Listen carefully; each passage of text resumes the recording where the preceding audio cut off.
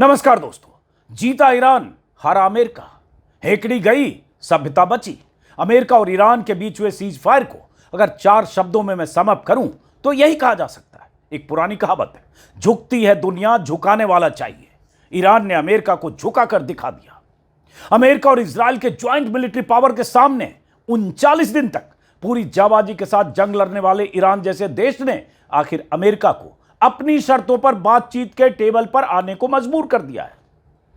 Iran को एक रात में खत्म कर देने, नक्शे से मिटा देने या फिर ईरान की पूरी सभ्यता का सर्वनाश करने जैसे बयान देने वाले ट्रंप अल्टीमेटम की अपनी टाइमलाइन खत्म होने से पहले ईरान की 10 शर्तों पर बातचीत करने को तैयार हो गए और सीज फायर का ऐलान कर दिया।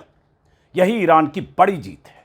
अमेरिकी मीडिया CNN ने जब ट्रंप के ऐलान के चंद मिनटों के भीतर ईरान के हवाले से इसी तरह की खबर लिख दी तो ट्रंप कैसे बौखलाए और CNN को फ्रॉड कहते हुए कैसे उस पर टूट पड़े और फिर CNN ने उनकी धमकियों की परवाह किए बगैर अपनी बात को फिर दोहराया। CNN की खबर पर ट्रंप का यूं खींचना खिसियानी बिल्ली खंभा नोचे की तरह है। यह भी ईरान की जीत का बड़ा सबूत है। ट्रंप की तरफ से 2 सप्ताह के सीज फायर का ऐलान और ईरान की तरफ से आए जवाब के बाद यह खबर आ रही है किसी शुक्रवार को इस्लामाबाद में दोनों पक्षों के बीच बैठक हो सकती है। उस बैठक में आगे की सहमति या असहमति पर बात होगी, लेकिन ईरान की तरफ से जो शर्तें बताई गई है ये वही शर्तें हैं जिनका जिक्र ईरान जंग शुरू होने के बाद से बार बार करता रहा है। ईरान की ये वही शर्तें हैं जिन्हें अमेरिका सिरे से नकारता रहा है, खारिज करता रहा है और उसे स्टोन एज में पहुंचाने की धमकी देता रहा है। ईरान की ये वही शर्तें हैं जिन्हें ईरान ने अमेरिका के 15 सूत्री प्रस्ताव के जवाब में भेजा था और अमेरिका ईरान की शर्तों पर बात करने को तैयार नहीं था। ईरान की वही शर्तें हैं जिन पर अब अमेरिका बात करने को राजी हो गया है। ईरान की ये वही शर्तें हैं जिनकी बुनियाद पर अमेरिका ईरान को मिटाने की धमकी से पीछे हटकर 15 दिन के सीज फायर के लिए तैयार हो गया है। यह ईरान की जीत नहीं तो क्या है। ईरान की शर्तों पर अब बात होगी, डील होगी, शर्तें अमेरिका की भी होगी, दोनों के बीच मध्यस्थ देशों की भूमिका होगी, कोई बीच का रास्ता निकलेगा, सहमति का रास्ता शायद निकले, लेकिन इतना तय है कि इतिहास इस सीज फायर का आकलन इसी तरह से करेगा कि ईरान ने ट्रंप की सनक को, ट्रंप के अहंकार को, पागलपन को, युद्धोन्माद को 39 दिनों तक चली जंग में चकनाचूर करके रख दिया। भले ईरान ने बहुत बड़ी तबाही झेली, बर्बादी झेली, लेकिन ऐसा मैं क्यों कह रहा हूं समझिए। सबसे पहले ट्रंप ने सीज फायर को लेकर अपना जो बयान दिया है उसे देखिए। ईरान की सभ्यता को मिटा देने की धमकी देने वाले ऐलान के कुछ घंटों बाद ईरान पर भयंकर हमले शुरू करने के अल्टीमेटम के करीब 1.5 घंटे पहले ट्रंप ने अपने ट्रूथ सोशल पर लिखा, पाकिस्तानी प्रधानमंत्री शहबाज शरीफ और फील्ड मार्शल आसिम मुनीर के साथ हुई बातचीत के आधार पर, जिसमें उन्होंने मुझसे अनुरोध किया कि आज रात ईरान के खिलाफ होने वाली विनाशकारी सैन्य कार्रवाई को रोक दी जाए, इस शर्त पर कि ईरान स्ट्रेट ऑफ हॉर्मुज को पूरी तरह से तुरंत और सुरक्षित रूप से खोलने के लिए सहमत हो, मैं ईरान पर बमबारी और हमले को 2 सप्ताह की अवधि के लिए स्थगित करने पर सहमत हूं। यह एक द्विपक्षीय युद्ध विराम होगा।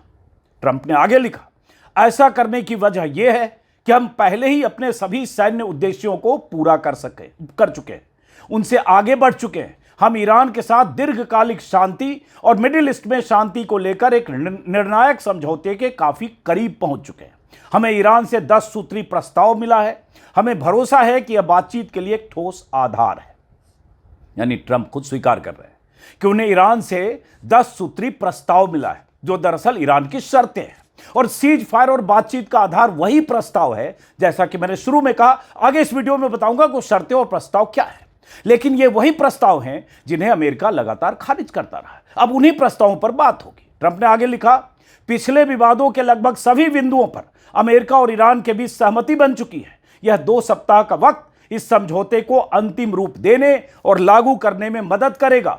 अमेरिका के राष्ट्रपति के रूप में और साथ ही मिडिल ईस्ट के देशों का प्रतिनिधित्व करते हुए लंबे समय से चले आ रहे मुद्दे को समाधान के करीब लाना मेरे लिए सम्मान की बात है।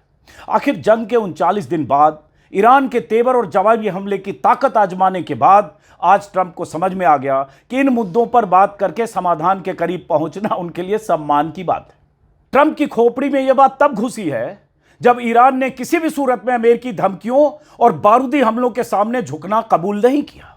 आगे की बैठक में क्या नतीजे निकलते हैं तो आगे पता चलेगा, लेकिन फिलहाल तो यही दिख रहा है कि अमेरिका को ईरान की शर्तों के साथ बातचीत के टेबल पर आने को मजबूर होना पड़ा है। इसमें कोई शक नहीं कि ईरान भी जंग से तबाही नहीं चाहता होगा, लेकिन अमेरिकी दादागिरी और गुंडागर्दी के सामने सरेंडर करके किसी किस्म की बातचीत ईरान नहीं चाहता था, यह बार बार कहता रहा और वही हुआ। ट्रंप ने ईस्टर्न टाइम के मुताबिक शाम 6:30 बजे यह पोस्ट किया। ठीक 8 बजे ईरान के सर्वनाश वाले उनके अल्टीमेटम का वक्त खत्म हो रहा था। ठीक 90 मिनट पहले ट्रंप के इस ऑफर का जवाब ईरान की तरफ से विदेश मंत्री अब्बास अरागची ने एक्स पर पोस्ट लिख कर दिया। ईरान की ओर से मैं पाकिस्तान के माननीय प्रधानमंत्री शहबाज शरीफ और फील्ड मार्शल मुनीर के रीजन में युद्ध समाप्त करने और उनके अथक प्रयासों के लिए कृतज्ञता और सराहना व्यक्त करता हूं। हिंदी में बता रहा हूं, अंग्रेजी में उन्होंने लिखा। प्रधानमंत्री शरीफ के ट्वीट में किए गए भाईचारे भरे अनुरोध के जवाब में अमेरिका द्वारा अपने 15 सूत्री प्रस्ताव के आधार पर बातचीत के अनुरोध और अमेरिकी राष्ट्रपति द्वारा ईरान के 10 सूत्री प्रस्ताव के सामान्य ढांचे को बातचीत के आधार के रूप में स्वीकार करने की घोषणा को ध्यान रखते हुए मैं ईरान की सुप्रीम सिक्योरिटी काउंसिल की तरफ से यह ऐलान करता हूं कि यदि ईरान के खिलाफ हमले रोके जाते हैं तो हमारे शक्तिशाली सैन्य बल अपनी रक्षात्मक कार्रवाइयों को बंद कर देंगे। गौर कीजिएगा आखिरी लाइन पर, 2 सप्ताह की अवधि के लिए स्ट्रेट ऑफ हॉर्मुज से सुरक्षित आवाजाही ईरान के सैन्य बलों के साथ समन्वय के माध्यम से और तकनीकी सीमाओं का उचित ध्यान रखते हुए मुमकिन होगी। तो ये लिख रहे अरागची साहब अपने जवाब में, और इसको ट्रंप ने फिर रीपोस्ट किया अपने ट्रूथ सोशल पर। तो इसमें उनकी 2 लाइनें और उसके बाद शर्त बताता हूं जिसमें उन्होंने कहा, फिर से रिपीट करता हूं, 2 सप्ताह की अवधि के लिए स्ट्रेट ऑफ हॉर्मुज से सुरक्षित आवाजाही ईरान की सशस्त्र बलों के साथ समन्वय के माध्यम से तकनीकी सीमाओं का उचित ध्यान रखते हुए मुमकिन होगी। मतलब क्या है तकनीकी सीमा? ईरान क्या कह रहा है? ईरान कह रहा है जो अंतर्राष्ट्रीय कानून है कि स्ट्रेट ऑफ हॉर्मुज जो 32-33 किलोमीटर का स्ट्रेट है, संकरा सा पैसेज है, उसमें 12 नॉटिकल माइल लगभग 22 किलोमीटर होता है, वो ईरान का टेरिटोरियल वाटर है। दूसरी तरफ ओमान है, उनकी तरफ से भी देखेंगे तो 22 किलोमीटर है, बट वो चौड़ाई वहां 33 किलोमीटर, मतलब टेरिटोरियल वाटर दोनों मुल्कों की है और उसी में 2 शिपिंग लेन है और उससे जहाज गुजरते हैं। वही टोल नाका लगाकर ईरान बैठा है। अरागची साहब कह रहे हैं अपने ट्वीट में कि स्ट्रेट ऑफ हॉर्मुज पर ये जो आवाजाही होगी सीज फायर के दौरान ईरान की जो सैन्य बल हैं उनके माध्यम से होगी और तकनीकी सीमाओं का उचित ध्यान रखते हुए होगी। मतलब ईरान ने सीमा खींच रखी है और ईरान ये शर्तों में क्या बता रहा है आगे बताता हूं। लेकिन अब यहां ये भी खबर आ रही है अमेरिका के हवाले से कि चीन ने इसमें बीच में दखल दिया, चीन ने ईरान को तैयार किया। लेकिन ईरान की शर्तें सुनिए, इसी से पता चलेगा कि ये शर्तें लगातार 10 दिनों से आ रही थी। ईरान की शर्तें क्या है और वो प्रेसिडेंट ट्रंप इन शर्तों पर बात करने को तैयार हुए हैं जिन्होंने जंग के 8 दिन बाद कई बार कहा, उस पर भी आगे बताऊंगा दूसरे किसी वीडियो में, कि अनकंडीशनल सरेंडर चाहिए ईरान का। बाद में वो डील पर आ गए, लेकिन डीलर बन गए, लेकिन पहले अनकंडीशनल कर रहे थे। ईरान की शर्तें क्या है? ईरान पर हमले न करने की गारंटी देना। ईरान कह रहा है ये नहीं होगा कि अभी आपने सीज फायर किया और फिर 6 महीने बाद आ गए, जैसे जून में 12 दिन के हमले के बाद फिर वापस आ गए आप 7 महीने बाद। तो हमले न करने की गारंटी देना, हॉर्मुज पर ईरान का कंट्रोल जारी रखना, यह भी ईरान की शर्तों की उस लिस्ट में है जिस पर बातचीत होनी है। ईरान के यूरेनियम इनरिचमेंट प्रोग्राम को स्वीकार करना, यह भी शर्त है। ईरान पर सभी प्राइमरी सैंक्शंस को हटाना, जो अमेरिका ने सैंक्शन लगा रखे हैं उस सैंक्शन का खामियाजा ईरान दशकों से भुगत रहा है। सभी सेकेंडरी प्रतिबंधों को हटाना, UNSC United nation security council के सभी प्रस्तावों को समाप्त करना, बोर्ड ऑफ गवर्नर्स के सभी प्रस्तावों को समाप्त करना, ईरान के नुकसान का मुआवजा देना, रीजन से अमेरिकी लड़ाकू बलों की वापसी, मतलब जो अमेरिकी मिलिट्री बेस है उनकी वहां से वापसी, लेबनान समेत हिजबुल्लाह पर हमले और ऐसे सभी मोर्चे को बंद करना। अब इसमें कई ऐसी शर्तें हैं जो शर्तें अमेरिका मान ले ये बड़ी मुश्किल है, कह सकते हैं कि नहीं मान सकता है। तो लेकिन ये शर्तें अब बातचीत के टेबल पर पहुंची है, क्योंकि ट्रंप का बयान अगर देखेंगे, ट्रंप ने बयान में क्या कहा है, फिर से एक बार गौर करने के लिए, हमें ईरान से 10 सूत्री प्रस्ताव प्राप्त हुआ है, हमें विश्वास है कि यह बातचीत के लिए ठोस आधार है। ये ट्रंप कह रहे हैं, अंग्रेजी में कहा, उसका हिंदी है। तो इसका मतलब बातचीत का ठोस आधार है ये 10 पॉइंट जो प्रोग्राम है, कंडीशन है, जो भी कहे। अब इसमें अमेरिका क्या मानता है, वो जाहिर है वेस्ट एशिया के जो 8, 9, 10 देश हैं जहां उसके मिलिट्री बेस हैं, वहां से अमेरिका वापस लौटने को या मिलिट्री बेस को ख़त्म करने को तैयार नहीं होगा। 40,000 अमेरिकी फोर्सेज वेस्ट एशिया के देशों में है। उसके बाद सारे सैंक्शन हटाने के बाद हो सकता है अमेरिका उसके लिए तैयार हो। स्ट्रेट ऑफ हॉर्मुज पर नाकेबंदी के बाद जो ईरान कह रहा है, ईरान की तरफ से यह खबर आई थी कि 20-22 लाख डॉलर हर जहाज से लेगा जिससे वो चाहेगा। किसी को फ्रेंडली देश मान ले, उससे ना ले, अलग बात है, जैसे भारत के कई जहाज आए, लेकिन 20-22 लाख डॉलर का मतलब लगभग भारतीय करेंसी में 18 करोड़ से ज्यादा होते हैं। और यह कह रहा है कि हमारा टेरिटोरियल वाटर है, वहां से अब जो गुजरा। अब सोचिए कि जो 28 फरवरी के पहले स्ट्रेट ऑफ हॉर्मुज खुला था, किसी को टोल नाका और चुंगी से नहीं गुजरना पड़ता था, उस स्ट्रेट ऑफ हॉर्मुज को इस जंग की वजह से अगर ईरान वहां नाके लगा रहा है तो दुनिया के तमाम देशों को इसका नुकसान उठाना पड़ सकता है। लेकिन ईरान अंतर्राष्ट्रीय कानूनों का हवाला दे रहा है और अमेरिका की बातचीत में अगर यह ईरान इस पर टिका रहा और यह शर्तें ईरान की चल गई तो इसका असर सोचिए। और अमेरिका किस तरह से इन शर्तों पर ईरान से बातचीत करने के लिए तैयार हुआ है। इसमें से 10 में से एक भी शर्त ऐसी नहीं है जिस शर्त को सिरे से अमेरिका खारिज नहीं करता रहा हो, ट्रंप खारिज न करते रहे हों। उन्हीं शर्तों पर बात कर रहे हैं। और अमेरिका की तरफ से जो 15 शर्तें आई थी पहले, उन शर्तों पर भी बहुत बार बात हो चुकी, उन शर्तों को मैं रिपीट नहीं कर रहा हूं। लेकिन सवाल यह है, उन शर्तों में इसी का काउंटर है, स्ट्रेट ऑफ हॉर्मुज खोलना या न्यूक्लियर प्रोग्राम को खत्म करना या जो भी कई चीजें। अब सवाल उठता है कि जो ईरान, जिसकी लीडरशिप, पूरी लीडरशिप, सुप्रीम लीडर समेत कमांडर्स, लीडर्स एक हमले में, एक स्ट्राइक में, टारगेटेड स्ट्राइक में मारे गए, किलिंग कर दी गई 28 फरवरी को। लगा कि 24 घंटे, 48 घंटे, 72 घंटे में ईरान की लीडरशिप बिखर जाएगी। वो ईरान गजब लड़ता रहा पूरे जज्बे, हौसले और जाबाजी के साथ। तबाही ईरान की तरफ से जो गिरी मिसाइल है उसका अंजाम अमेरिकी फाइटर जेट ने भुगते, अमेरिकी अड्डे ने भुगते, अमेरिकी एवॉक्स ने भुगते, अमेरिकी F-35, अमेरिकी F-15E। कितनी तबाही ईरान ने उसके बाद मचाई जवाबी हमले में। इजराइल में जगह जगह, डिमोना तक, इजराइल का जो न्यूक्लियर पावर रिसर्च सेंटर है, नेगेव रेगिस्तान तक, वहां तक ईरानी मिसाइलें पहुंची। और वो ईरान 39 दिनों तक लड़ता रहा। बहुत लोग हैरान हुए शुरू के 5-7 दिनों में। उसके बाद तो लोगों को लग गया कि ईरान ने ऐसा मल्टीलेयर सिस्टम बनाया जिसे मोजैक सिस्टम बोलते हैं, कि ऊपर वाला एक लीडर नहीं होगा तो नीचे होगा, नीचे नहीं होगा, मतलब मल्टी लेयर 7 लेयर्स बना रखे हैं कि ऊपर के 5 लेयर खत्म होंगे तो छठा लेयर 6 खत्म होगा, 7वां, और उसके बाद भी उनके ऐसे इंतजाम है।